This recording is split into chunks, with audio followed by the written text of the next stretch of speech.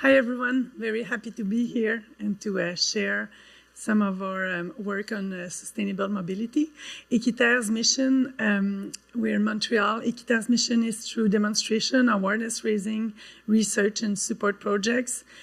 For the past 30 years, we've supported the emergence of grassroots solutions, transformation of social norms, and the adoption of public policies that are low carbon, compatible with ecosystems, and social justice in Quebec and in Canada. And we work on transportation and mobility, also food and agriculture, climate and energy, and also production and consumption. And why is it a challenge, and why do we address policies and projects around transportation? Because 21% of Canadian greenhouse gas emissions are from road transportation. In Nova Scotia, precisely, transport in general, so not only road transportation, but train and marine, is 34%, to give a local perspective. And because it's increasing, the road transportation greenhouse gas emission has been increased 18% between 1990 and 2018. And why is that? The Canadian government is pointing to different reasons: increasing number of vehicles on our roads, and the shift to higher emitting vehicle, as you can see on the right part. 80% of new passenger vehicles sold in Canada were in 2020 light-duty trucks. And by light-duty trucks, what we see in that category are pickup trucks, SUVs, minivans, and crossovers. And recently, by the end of 2023, it was 85.6% of new car sales. So despite the Paris Agreement and Canada's GHG action plan, car manufacturers build larger passenger vehicles, and small, eco-energetic and affordable compacts are disappearing from dealerships. So what are the impacts of these light-duty trucks in our cities? It's quite widespread in Canada and in different cities, as well as in rural municipalities. On the security side, light-duty trucks are twice more often involved in collision with pedestrians than cars. Why is that? Because of the more dead angles, very often because of the higher front end of the vehicles and the pillars on the front window, and also because the higher point of impacts will bring people on the soil instead of up on the car. 28% of the collision are more fatal for other drivers if it's a regular car. Light-duty trucks consume on average 20 more fuel and are emitting 20% more greenhouse gas emission than cars. They cost more, on average 10,000 more than a car, and they're also more expensive to maintain. So when we talk about accessibility and having people being able to afford low-emitting car and a small economic car, this shift is not very encouraging. So what cities can do about it? We've seen that in Halifax, there's an integrated mobility plan with a given vision that's proposing to move people over vehicles, to improve accessibility, to create links between people and their communities, and strengthening the relationship between transportation and land use decisions. So that's the starting point of the vision, and integrating size of vehicle is, we'll see later what can be done at the city level. And at Equiterre, we conduct a research project on the impacts of small trucks in Canada back in 2018, 2020. And after the research project, there was a call for proposals from Environment Canada to conduct public awareness campaigns on greenhouse gas emissions. So we proposed that topic as a campaign. So we've had some social media action, some like a website that we've created with decision-making tools for individual, and we've been granted money enough to go on publicity on the Radio-Canada television, Télé-Québec, and I can share with you some material that we've done. Prior with the material, we've had some focus group because we knew it was a challenge to talk to people about their car, because people are very attached to their car. So that it's a tricky communication path to, and we had have many slides on the focus group, but I'll only show one. People feel that they're more insecurity in an SUV or a large truck, and there are other things that were brought to us, like people don't want to be shamed, and it's because of them. If there's a climate crisis, people feel like that's where they are now in life, and it's sign of achievement to have a big car, so people want to be like their neighbors. And so we've been able to assess what people think if we talk to them about the impacts of a vehicle size and how we should do it.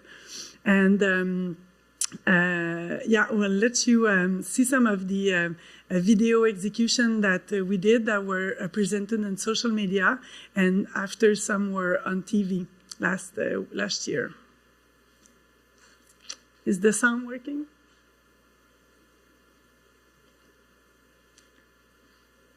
I can go back.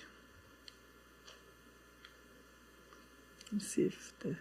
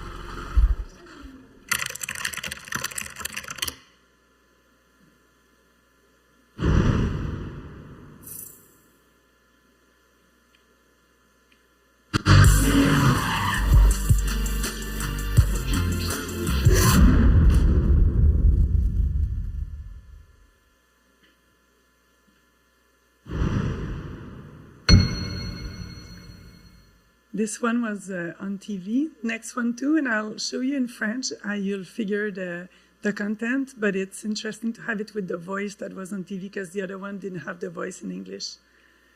Oh, that's the next one.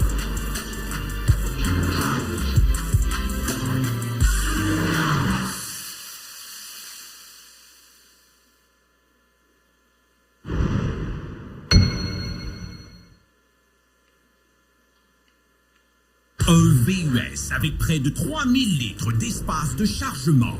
Parfait pour aller chercher un 2 litres de lait. Un VUS consomme en moyenne 20% plus d'essence qu'une voiture. Avant d'opter pour un VUS, évalue tes vrais besoins.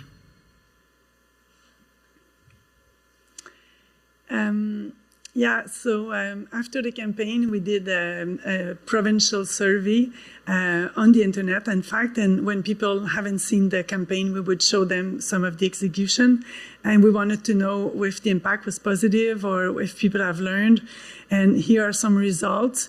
They found it was clear and easy to understand. People understood the environmental impacts. 64% of people will mention that they will seek information before buying and leasing a car, and some people said they would use the comparator on Equiterre's website. But when we asked what their opinion was on SUV, people still really like their SUV. So at first, when we target our audience, when we did our focus group and people who own one, they said that they're crazy about it, and for sure they will change, they will continue having an SUV, they'll not go back. So we had to work with that. Advocacy on vehicle, what can be done either at provincial or municipal level. Registration fee is something that can be done. France has regulated when you buy a car, they will look at the CO2 emission per kilometer, and it can go up to 60,000 euros, which is not nothing. So this is one thing. You've got the example here. Quebec has regulated on engine size since a long time, but the fees are very small. It's not going to discourage anybody. And Nova Scotia has regulated with the weight, and you've got the chart here, how much a Yukon would cost more. Municipal level too is something that can be asked to and proposed. Many cities have banned the fossil fuel ads, and our newspaper have done so. Maybe The Guardian in the UK has done that. They're not accepting money from ads from the fossil fuel industry. Also on the municipal level, parking permits. This is something that can be addressed. Montreal's one borough just passed it this spring. So this is another thing that can be done to have people realize. And when we did a survey, we asked people how much they were agreeing on some regulation, different regulations, and I won't go through here, but you can see 30-50% people agree on some type of regulation. And I had just a quick snapshot on other projects that we're conducting. Here, different emission by 100 kilometers by means of transport. And we had this e-bike trial project that we run for 2 years, proposing people to try out electric bikes to commute from home to work, and in partnership with some organizations so that people would leave the car at home. And there was some recommendation, and some are applicable for cities, like developing bike sharing or long-term bike rental services, encouraging organizations to use e-bikes, also having infrastructure and public spaces to encourage and have safety locks. So these are different recommendations. And just to share some resource, if some want to have the PowerPoint deck after, we're also running this Running Electric campaign, and there's a catalog of different vehicles that are available, and also municipal interest for plugging specialized vehicle. There's about 300 that are listed, so it can be interesting to know what is existing, at least in Quebec, but I'm sure that some of them are also available elsewhere. And we've got this brochure also available, paper, but also on a Running Electric website, quite a voluminous brochure with information on electric cars and a guide how to travel by electric bike in the winter. Thanks a lot.